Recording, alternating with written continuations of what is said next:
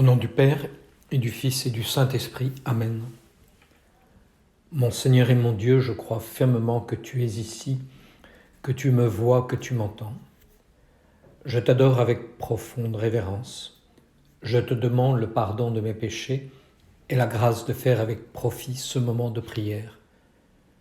Ma Mère Immaculée, Saint Joseph, mon Père et Seigneur, mon ange gardien, intercédez pour moi. Or, au 6e mois, c'est-à-dire le 6e mois de la grossesse de Sainte Élisabeth, l'ange Gabriel fut envoyé de la part de Dieu dans une ville de Galilée nommée Nazareth, à une vierge fiancée à un homme nommé Joseph, de la maison de David, et le nom de la vierge était Marie. Voilà, nous avons reconnu ce passage de l'évangile de Saint Luc qui raconte l'Annonciation, l'ambassade de l'archange Gabriel qui vient de la part de Dieu, proposer à la Sainte Vierge Marie de devenir la mère de Dieu fait homme. Alors on pourrait comparer cette annonce à l'annonce que ce même archange Gabriel fit à Zacharie quelques mois auparavant dans le temple. Et l'évangéliste Saint Luc ordonne avec soin les contrastes entre l'apparition à Zacharie et l'apparition avec la Sainte Vierge Marie. Et tout comme cette apparition à Zacharie, dont le Saint des Saints était marqué par un certain éclat, eh bien, l'apparition à Notre-Dame, elle, est toute simple.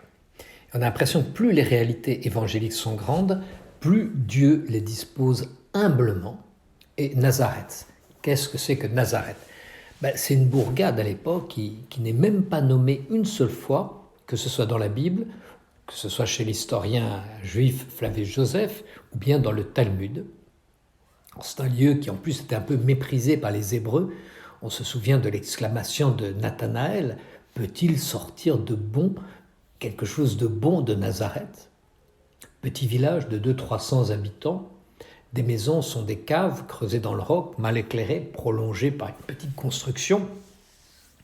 Alors Mariam en araméen, et Myriam selon le nez hébreu, signifie le plus probablement la dame, la princesse. C'est pourquoi l'appellation du Moyen-Âge de Notre-Dame est certainement la plus conforme à l'étymologie du prénom de Marie. Donc merveilleux, mais en même temps qui était très répandu à l'époque, comme du reste celui de Jésus. Donc rien d'extraordinaire en apparence, le mystère est en pleine lumière. Et l'ange, poursuit l'Évangile, étant entré chez elle, lui dit « Salut, pleine de grâce, le Seigneur est avec toi, tu es bénie parmi les femmes. » Et elle fut troublée de ce discours, et elle se demandait ce que pouvait être cette salutation. Alors l'ange ne dit pas comme nous « Je vous salue Marie ». « Salut », lui dit-il, « pleine de grâce ». Alors pleine de grâce, c'est un nom insolite. Un écrivain chrétien des premiers temps, Origène, disait « Ce sont là des termes nouveaux que je n'ai pas pu trouver dans toute l'Écriture ». Alors quel est le sens immédiat de ce « pleine de grâce » ? C'est objet de toutes les complaisances. On le sait, le nom, en langage religieux chez les Juifs, a toujours une signification intentionnelle et profonde. Le nom exprime ce qu'est la personne. On se souvient que Jacob fut appelé désormais Israël. Alors quand Dieu substitue le nom d'une personne, ce qu'il fera avec Simon, qui appellera Pierre, et sur cette pierre je bâtirai mon église, donc quand Dieu substitue un nom, il faut être très attentif. Et le trouble de Marie vient évidemment de cette étonnante salutation. D'ailleurs, l'évangéliste le spécifie. Elle n'avait jamais eu besoin de faire un retour sur soi-même, et elle est étonnée d'apprendre la faveur dont elle jouit auprès de Dieu.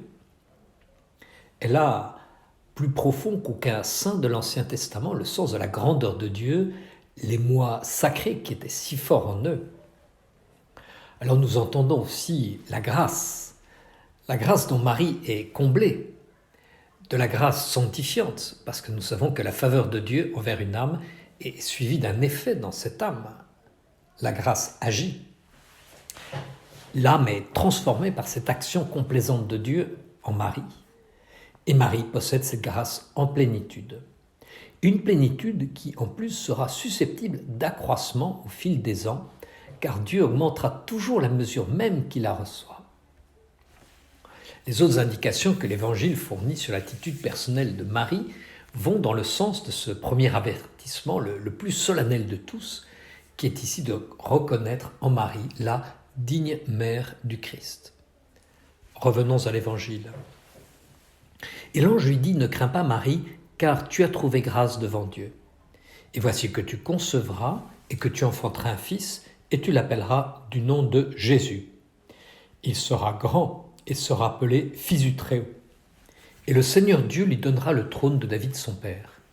Il régnera sur la maison de Jacob pour les siècles, et son règne n'aura pas de fin. » Ici, on l'a vu, l'ange appelle Marie par son nom, d'une façon familière, qui rassure, qui met en confiance. Saint Gabriel calme le trouble de Marie et il lui répète qu'elle est en grâce. Alors, suite à un tissu d'oracles prophétiques sur lequel, assurément, Marie avait beaucoup médité dans sa prière personnelle, Gabriel lui dit que ces oracles prophétiques se réalisent en elle. Alors, le plus fameux était la mystérieuse prophétie de l'Emmanuel que l'archange lui applique textuellement. Voici, c'est dans le prophète Isaïe au chapitre 7, le fameux Isaïe chapitre 7 verset 14. Voici que la Vierge a conçu et elle enfante un fils et elle lui donne le nom d'Emmanuel. Alors seul le nom est changé, Emmanuel veut dire Dieu avec nous et Jésus veut dire Dieu sauve, c'est davantage.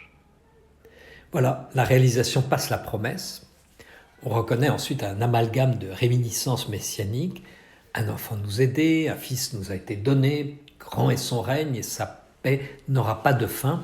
Il régnera sur le trône de David et son royaume dès maintenant et à jamais. C'est encore chez le prophète Isaïe. Ce nom de fils du Très-Haut, dont Jésus se rappelait, dit sa nature en toute vérité, à ce titre que Jésus revendiquera et qui est annoncé au psaume 2, « Tu es mon fils, aujourd'hui je t'ai engendré ». L'Évangile encore. Or Marie dit à l'ange, « Comment sera-t-il ainsi puisque je ne connais pas d'homme ?» L'ange, répondant, lui dit, « L'Esprit Saint viendra sur toi et la vertu du Très-Haut te couvrira de son ombre. Et pour cela, l'enfant né sera saint, il sera appelé Fils de Dieu. Et voici qu'Élisabeth, ta parente, elle aussi, a conçu un fils dans sa vieillesse. Et celle qu'on appelait stérile, elle en est à son 6e mois, car rien n'est impossible à Dieu. Or Marie dit, voici la servante du Seigneur, qu'il me soit fait selon ta parole. Alors la question de Marie ne procède pas du moindre doute, puisque l'ange y répond, lui qui n'avait pas admis que Zacharie ait des doutes et qui avait puni Zacharie de son incrédulité au temple. Marie, elle sollicite une lumière à laquelle elle a droit. Alors sans doute, son esprit ne s'élevait-il pas encore à l'idée d'une génération extraordinaire. Le Messie aurait pu naître comme tout autre homme. La question qu'elle pose est d'une importance énorme pour nous, en ce qu'elle est inintelligible sans ce sous-entendu. Marie avait résolu de demeurer vierge. N'allait-elle pas connaître un homme par qui elle pourrait devenir mère ? Peut-être cet homme serait son fiancé Joseph. Puisqu'elle s'étonne et s'informe, c'est qu'un pacte visiblement est intervenu entre elle et Joseph, qui avait accepté d'être le gardien de sa virginité. Et voilà qui ouvre sur ces deux âmes d'étonnantes perspectives. L'ange la rassure. Cette virginité, précisément, sert les desseins de Dieu. Et c'est Dieu qui l'a inspiré à Marie de demeurer toujours vierge. Son fils n'aura pas de père en ce monde. L'énergie créatrice de Dieu va s'emparer d'elle et la rendre féconde d'un enfant qui sera, l'ange y revient avec insistance, un enfant qui sera le fils même de Dieu. Cette vertu divine, cette nuée qui tempère pour les hommes la terrible majesté de Dieu, cette sainteté redoutable, ont pour une âme religieuse nourrie de la Bible comme Marie une singulière grandeur. Le Dieu du Sinaï va descendre dans l'humanité centenaire, s'y insinuer en silence. Les saints diront toujours la grandeur de cette minute où l'ange attend le consentement de Marie, parce que nous sommes à la plénitude des temps. Et voilà que Marie dit le fameux fiat, qu'il me soit fait selon ta parole. Et c'est le fiat de l'abandon le plus humble qui contient tout l'inconnu, la destinée prodigieuse où elle perd pied d'une certaine manière. L'évangéliste Luc n'ajoute que ces simples mots « et l'ange la quitta ».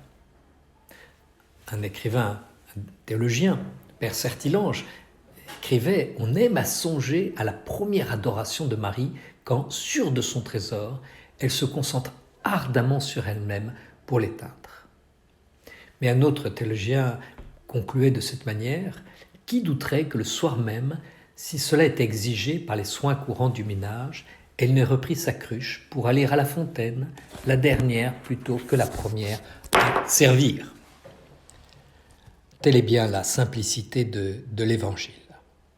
Je te remercie, mon Dieu, des bonnes résolutions, des actes d'amour, des inspirations que tu m'as communiquées dans cette méditation. Je te demande de m'aider à les mettre en pratique. Ma Mère Immaculée, Saint Joseph, mon Père et Seigneur, mon ange gardien, intercédez pour moi.